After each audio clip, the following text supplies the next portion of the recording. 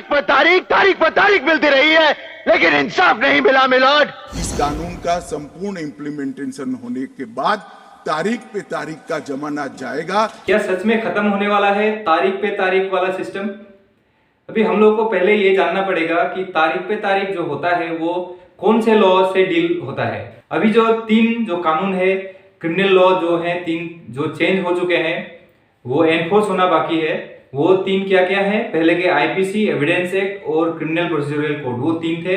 इन तीनों को चेंज करके आईपीसी जो था, इंडियन पेनल कोड जो था, वो अभी भारतीय न्याय संहिता, जो एविडेंस एक्ट था वो भारतीय साक्ष्य विधेयक, और जो सीआरपीसी था जो क्रिमिनल प्रोसीजरल कोड था, वो चेंज होकर अभी भारतीय नागरिक सुरक्षा संहिता इस नाम से जाना जाएगा। अभी जो तारीख पे तारीख वाला जो सिस्टम है, उसको चेंज होने के लिए, उसको खत्म करने के लिए किसको ज्यादा चेंज होना पड़ेगा? वो है क्रिमिनल प्रोसीजरल कोड, भारतीय नागरिक सुरक्षा संहिता, उसमें बदलाव लाने पड़ेंगे। तभी जो तारीख पे तारीख वाला जो सिस्टम है वो कहीं ना कहीं कम होगा या फिर चेंज होगा या फिर खत्म होगा। क्योंकि बाकी दो जो लॉ हैं, जो क्रिमिनल लॉज हैं, वो भारतीय न्याय संहिता और भारतीय साक्ष्य विधेयक, ये दो क्या डील करते हैं? न्याय संहिता जो है उसमें पनिशमेंट के बारे में लिखा गया है, किस क्राइम के लिए कौन सा पनिशमेंट होगा, जैसे आईपीसी में था। और जो साक्ष्य जो विधेयक है उसमें क्या है? एविडेंस, कौन सा डॉक्यूमेंट एडमिसिबल है, कौन सा एविडेंस एडमिसिबल है, कौन सा नहीं है, ये सब के बारे में जो साक्ष्य विधेयक है उसमें लिखा गया है। लेकिन जो प्रोसीजर है, जो नियम है केस को चलाने के लिए, वो जो प्रोसीजर है वो है भारतीय नागरिक सुरक्षा संहिता, यानी कि पहले का जो सीआरपीसी था उसमें है। तो फिर भारतीय नागरिक सुरक्षा संहिता में क्या क्या चेंजेस हैं उसको हमको पहले जानना पड़ेगा। सबसे पहले तो हम लोग को ये जानना होगा कि जो ऑलरेडी पेंडिंग केसेस हैं कोर्ट में, या फिर जिसमें एफआईआर दर्ज हो चुका है, उन केसेस का क्या होगा? क्या उन केसेस में जो नया जो लॉ है वो लागू होगा? बिल्कुल नहीं। जो नया लॉ है, अब एनफोर्समेंट का जो डेट होगा उसके बाद अगर कोई घटना होता है, उसके बाद अगर कोई केस रजिस्टर होता है, तब ये जो नया लॉ है, ये जो नया विधेयक है वो लागू होगा।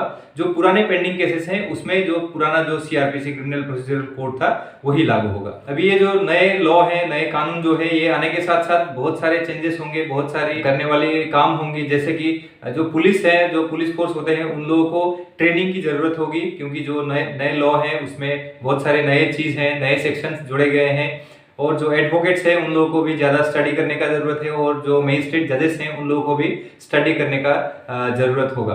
तो ये जो तारीख पे तारीख वाला सिस्टम को कम करने के लिए क्या सबसे बड़ा चेंज किया गया है, जो भारतीय नागरिक सुरक्षा संहिता जो है उसमें क्या सबसे बड़ा चेंज लाया गया है, उसको जानते हैं।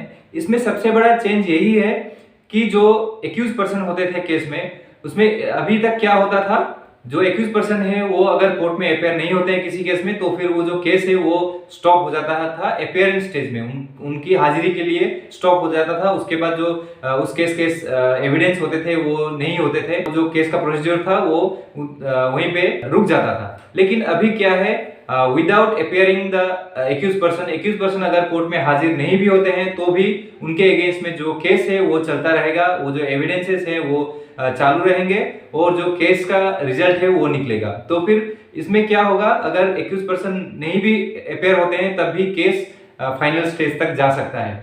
हमारे जो केसेस हैं, अभी ओल्ड पेंडिंग जो केसेस होते हैं, मैक्सिमम यही कारण होता है कि एक्यूज पर्सन जो है वो टाइमली कोर्ट पर हाजिर नहीं होते या फिर एब्सकॉन्ड करते हैं, ये एक कारण होता है। दूसरा और एक कारण, जो एविडेंसेस होते हैं उनको समन कभी सर्व नहीं होता टाइमली, या फिर सर्व होने के बाद वो लोग नहीं आ पाते हैं, ये भी एक कारण है उसके लिए। लेकिन कोई भी अभी तक इतना स्ट्रिक्ट जो है रूल इस जो नया लॉ है इसमें देखने को नहीं मिला है।